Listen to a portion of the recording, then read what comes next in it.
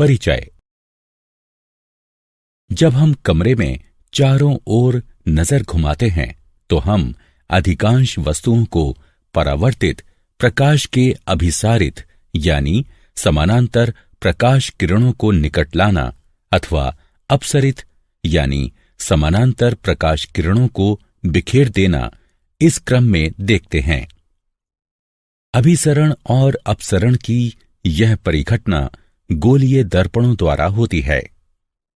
वक्राकार पृष्ठ वाले दर्पण गोलीय दर्पण कहलाते हैं।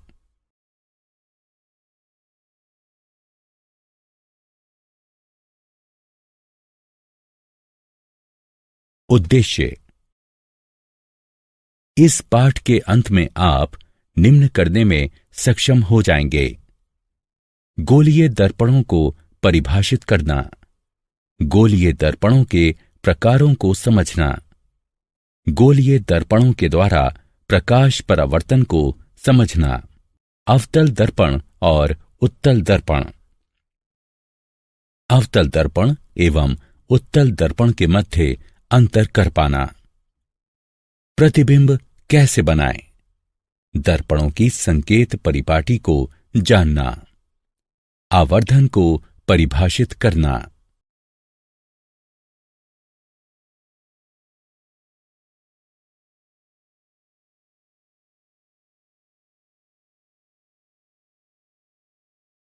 वक्रित पृष्ठों का परिचय। गोलीय दर्पण वह दर्पण होता है जिसका परावर्तक पृष्ठ कांच के किसी खोखले गोले का भाग होता है। गोलीय दर्पण दो प्रकार के होते हैं, अवतल दर्पण तथा उत्तल दर्पण। अवतल दर्पण ऐसा गोलीय दर्पण जिसमें पृष्ठ के झुकाव पर परावर्तन होता है, अवतल दर्पण कहलाता है। उत्तल दर्पण एक ऐसा गोलीय दर्पण जिसमें पृष्ठ के उभार पर परावर्तन होता है, उत्तल दर्पण कहलाता है।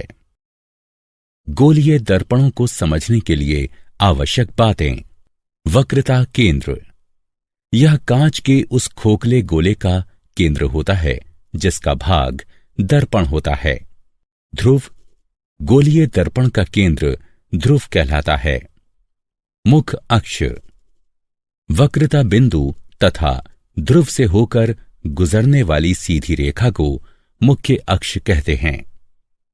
दर्पण का द्वारक, दर्पण का वो भाग जहां परावर्तन होता है, दर्पण का द्वारक कहलाता है।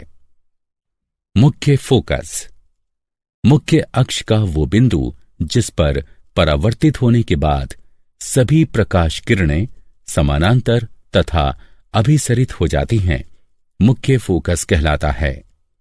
फोकस दूरी, यह ध्रुव और मुख्य फोकस के मध्य की दूरी होती है। अवतल दर्पणों के द्वारा प्रतिबिंब प्राप्त करने के नियम। वक्रता, त्रिज्या और फोकल दूरी के मध्य का संबंध F बराबर R/2 होता है। नियम 1, वह प्रकाश किरण जो मुख्य अक्ष के समानांतर है, इसके फोकस से होकर गुजरती है और दर्पण से परावर्तित होकर। नियम 2, वक्रता केंद्र से होकर गुजरने वाली प्रकाश किरण वैसे ही पथ पर वापस परावर्तित होती है। नियम 3, फोकस से होकर गुजरने वाली प्रकाश किरण परावर्तन के बाद अक्ष के समानांतर हो जाती है। नियम 4, ध्रुव पर आपतित हुई प्रकाश किरण मुख्य अक्ष के साथ वैसा ही कोण बनाते हुए वापस परावर्तित हो जाती है। अवतल दर्पण द्वारा विभिन्न प्रकार के प्रतिबिंबों का निर्माण। जब बिंब ध्रुव P तथा फोकस यानी F के मध्य रखा गया हो, तब प्रतिबिंब बनता है दर्पण के पीछे, आभासी और सीधा, बिंब की अपेक्षा बड़ा यानी आवर्धित।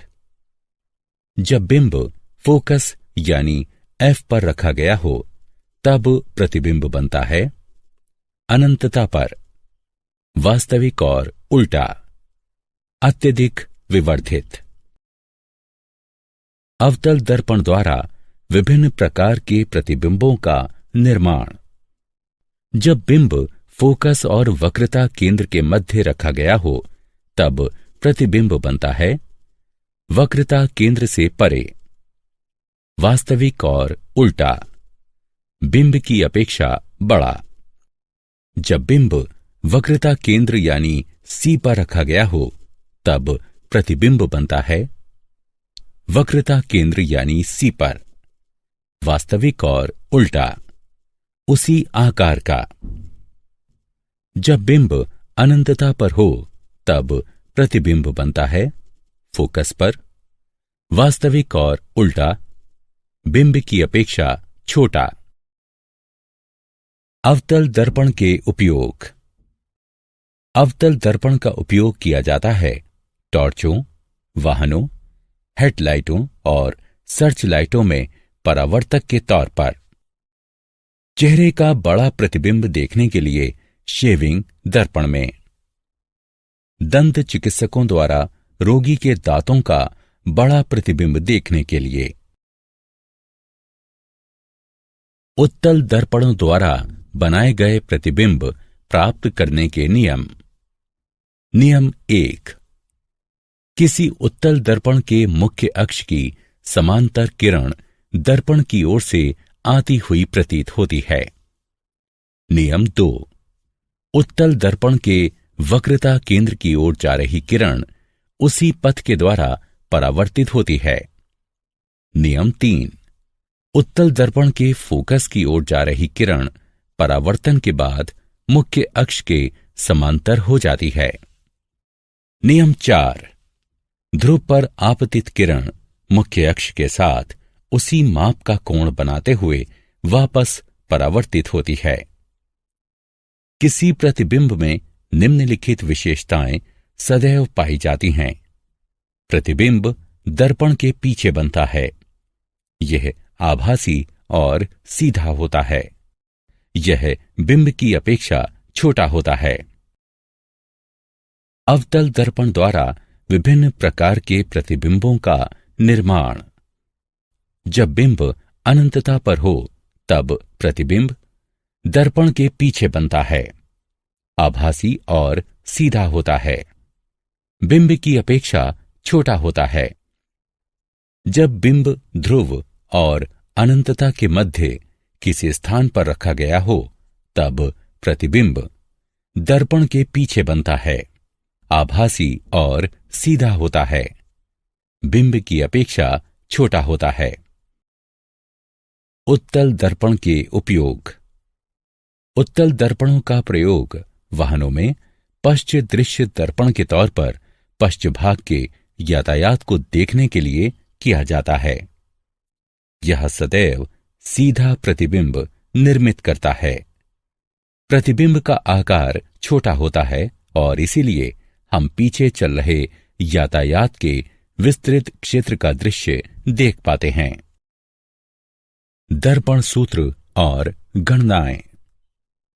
प्रतिबिंब दूरी यानी v, बिंब दूरी यानी u और फोकल दूरी यानी f के मध्य का संबंध दर्पण सूत्र कहलाता है। 1/v जमा 1/u बराबर 1/f, जहां u दर्पण से बिंब की दूरी है, v दर्पण से प्रतिबिंब की दूरी है और f दर्पण की फोकल दूरी है। गोलीय दर्पणों के लिए संकेत परिपाटी। सभी दूरियां ध्रुव से मापी जाती हैं। आपतित प्रकाश की ही दिशा में मापी गई दूरियां धनात्मक मानी जाती हैं। आपतित प्रकाश की दिशा के विपरीत मापी गई दूरियां ऋणात्मक मानी जाती हैं। ऊर्ध्वगामी और लंबवत मापी गई दूरियां धनात्मक मानी जाती हैं। नीचे की ओर तथा लंबवत मापी गई दूरियां ऋणात्मक मानी जाती हैं। लेंसों द्वारा उत्पन्न आवर्धन। प्रतिबिंब की ऊंचाई और बिंब की ऊंचाई का अनुपात रेखीय आवर्धन कहलाता है। आवर्धन बराबर प्रतिबिंब की ऊंचाई h2 बटे बिंब की ऊंचाई h1, m बराबर h2 बटे h1। समीकरण 1। यदि आवर्धन में धनात्मक चिन्ह है तो प्राप्त प्रतिबिंब आभासी और सीधा होगा। यदि आवर्धन में ऋणात्मक चिन्ह है तो प्राप्त प्रतिबिंब वास्तविक और उल्टा होगा। रेखीय आवर्धन प्रतिबिंब दूरी और बिंब दूरी के अनुपात के बराबर होता है। m बराबर v यानी प्रतिबिंब दूरी बटे u यानी बिंब दूरी।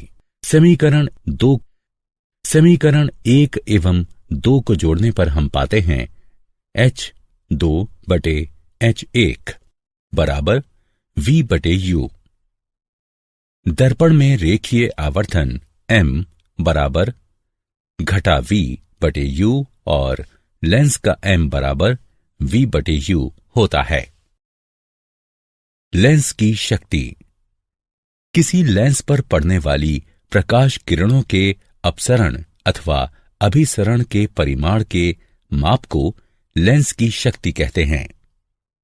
उत्तल लेंस स्वयं पर पड़ने वाले प्रकाश पुंज को अभिसरित करता तथा उन्हें प्रकाशिक केंद्र पर फोकस करता है।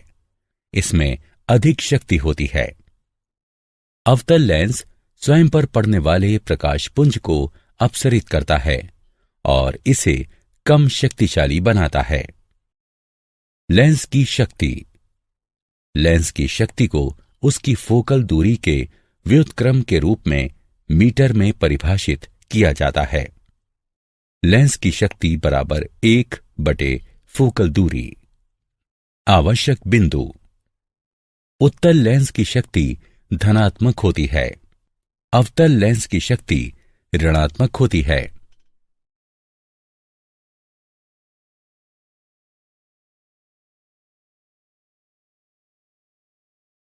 लेंसों के संयोजन की शक्ति। यदि कुछ लेंस निकट संपर्क में रखे जाते हैं तो लेंसों के संयोजन की शक्ति लेंसों की निजी शक्ति के बीजगणितीय योग के बराबर होती है। P बराबर P1 जमा P2। किसी लेंस की शक्ति की SI इकाई डायोप्टर होती है। इसे D अक्षर द्वारा व्यक्त किया जाता है। क्या आप जानते हैं प्रकाश अपने पथ में बिंबों पर भौतिक बल लगाता है। प्रकाश बल प्रकाश पुंज की शक्ति को प्रकाश की गति c से विभाजित करने पर प्राप्त होता है। ऋग्वेद में लिखा है कि प्रकाश 3 प्राथमिक रंगों पर आधारित होता है। तीनों रंगों के मिश्रण से ही दृष्टि के सभी बिंब बनते हैं।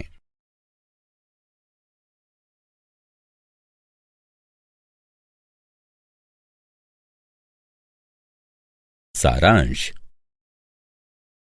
आइए हमने जो कुछ सीखा है उसे संक्षेप में दोहराएं। अवतल दर्पण में परावर्तन पृष्ठ के झुकाव में होता है। उत्तल दर्पण में परावर्तन उभरे हुए पृष्ठ से होता है। किसी गोलीय दर्पण की वक्रता त्रिज्या कांच के खोखले गोले की त्रिज्या होती है और दर्पण उसका एक भाग होता है। उत्तल दर्पण का फोकस दर्पण के पीछे स्थित होता है। प्रतिबिंब उस बिंदु पर बनता है जिस पर कम से कम 2 परावर्तित किरणें एक दूसरे को परस्पर काटती हैं।